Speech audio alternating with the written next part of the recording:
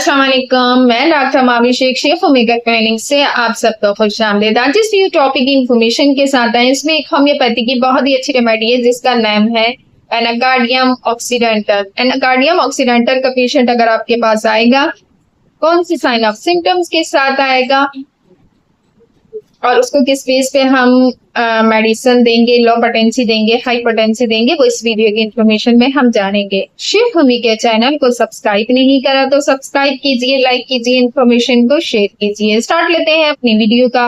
Anacardium का patient अभी आपके पास आता है तो इसकी जो कंडीशन होती है वो ऐसी होती है कि इन्फ्लेमेशन की कंडीशन होती है।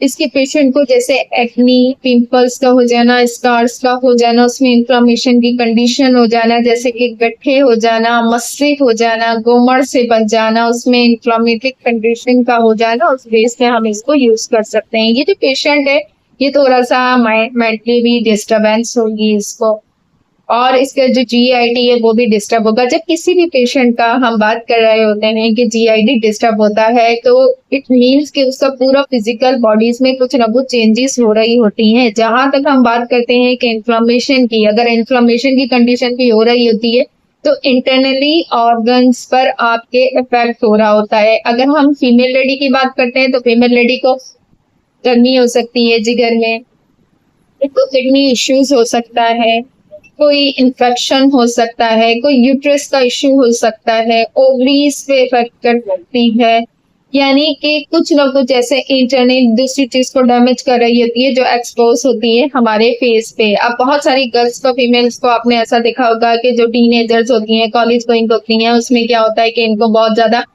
एक्नी और पिंपल्स इनके फेस पे हो रहे होते हैं। हर पेशेंट का कॉन्स्टिट्यूशन सिम्टम्स डिफरेंट होते हैं। अब कुछ बच्चों को क्या हो रहा होता है कि गर्ल्स को यूटीआई का इन्फेक्शन हो रहा होता है जिसमें कोई यूरिन बहुत ज्यादा बर्निंग के साथ आ रहा होता है, ईचिंग हो रही होती है, जल के आ रहा होता है। क्या कि वो जंक फूड का इस्तेमाल ज्यादा करते हैं, पानी का इंटेक सही तरीके से नहीं कर रहे होते हैं। बहुत सारे लोगों को जिगर में बहुत ज्यादा गर्मी हो रही होती है कि वो स्पाइसेस का ज्यादा इस्तेमाल कर रहे होते हैं।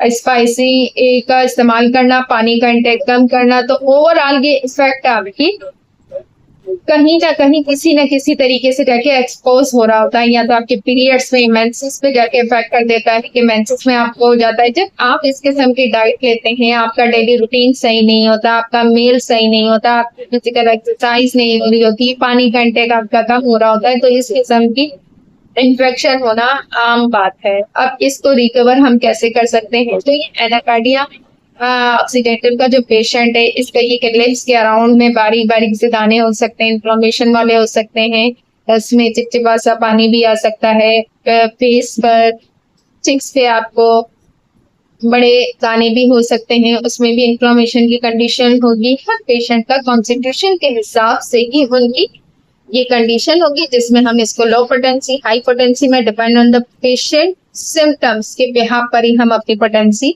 का इंतखाब करेंगे। इसी के साथ में इजाजत चाहूंगी। Next topic, next video, next information के साथ मुलाकात करेंगे। Doctor Mavi Shaikh homeopathy clinic. अल्लाह हाफ़िज़।